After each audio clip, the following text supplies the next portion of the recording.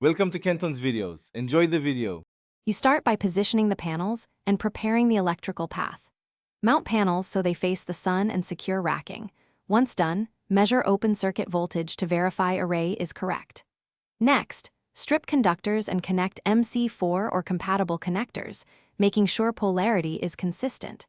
You should tighten terminal screws to spec and route cables through conduit to avoid damage. Make sure to keep connectors dry and labeled so you can track strings later.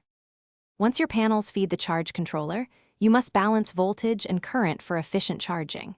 You connect the panel string to the MPPT controller, ensuring the controller can handle the maximum input voltage and current.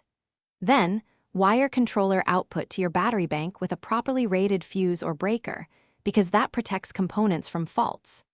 After batteries are secured, hook up the inverter to the battery terminals, ground the system, and switch on the inverter briefly to verify. You finish by running comprehensive checks, measure panel open circuit voltage, battery resting and float voltages, and inverter AC output under a modest load. Once done, review charge controller and inverter indicators to confirm normal operation. Log readings so you have a baseline.